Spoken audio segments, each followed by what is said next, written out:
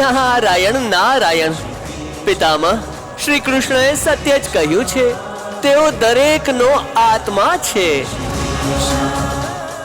જો શરીરમાં આત્મા જ નહીં રહે તો શરીર શવ બની જશે. નારાયણ નારાયણ. વત્સ નારદ, કોણ આત્મા છે અને કોણ પરમાત્મા એનો નિર્ણય મારા માયા રચાવ્યા પછી જ થશે. નારાયણ નારાયણ.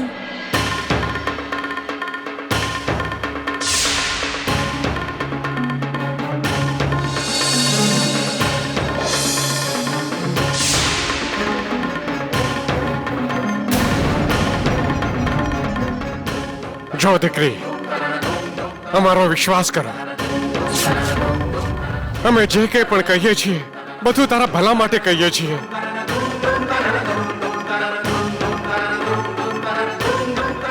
તારી જગ્યાએ જો મારી સ્વયંની દીકરી હોત ને તો હું એને પણ આ જ કહેત. બગડેલી વાતને સારી કરવાનો પ્રયત્ન નહીં કર. એમાં કોઈની ભલાઈ નથી, કોઈની પણ નહીં. આ તમે શું કહી રહ્યા છો માજી? બસ મને એમને એકવાર મળી લેવા દો. હું તમને વચન આપું છું, યદિ તેઓ મને કહેશે કે એમના જીવનમાંથી હું ચાલી જાઉં તો હું હંમેશા માટે ચાલી જઈશ. કહો ને મને તેઓ ક્યાં છે? કહો ને, તમે એમને બોલાવતા કેમ નથી? પિતાશ્રી ક્યાં છે તેઓ?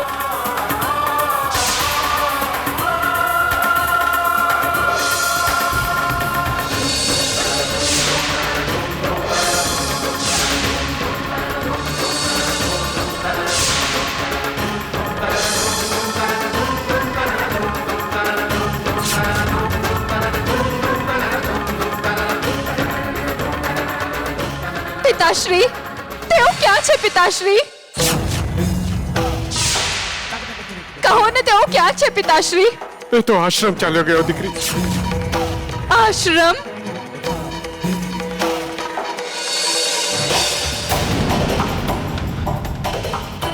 ક્યાં જાય છે?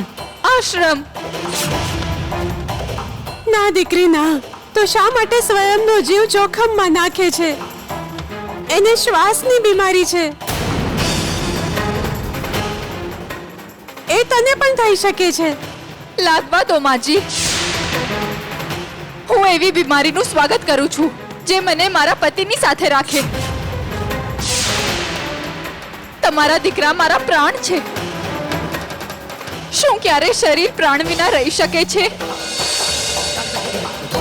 મને આજ્ઞા આપો માજી, અને આશીર્વાદ પણ આપો કે હું શીઘ્ર જ મારા પતિ સાથે આ ઘરમાં તમારી સેવા માટે આવું.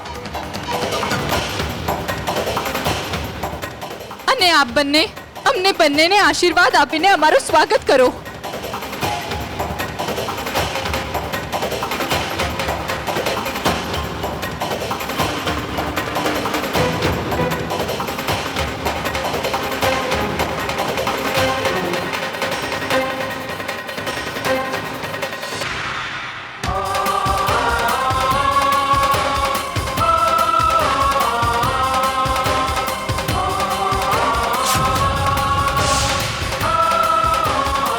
તું તમારી પત્ની તું અહીંયા પણ આવી ગઈ? જ્યાં તમે ત્યાં જ મારો સંસાર છે. મારી પાછળ આવવાનું કોણે કહ્યું હતું તને? સ્વામી, હું તો તમારો સાથ આપવા આવી છું. તમારી અર્ધાંગીની છું ને.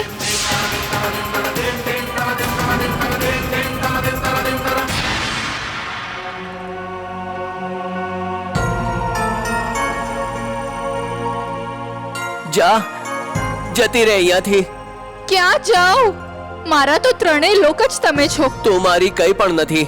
અસત્ય કહેવાથી આપણા જન્મો જન્માંતરના સંબંધ નહીં તૂટે સ્વામી. સ્વામી, હું તમારાથી દૂર નહીં જઈ શકું.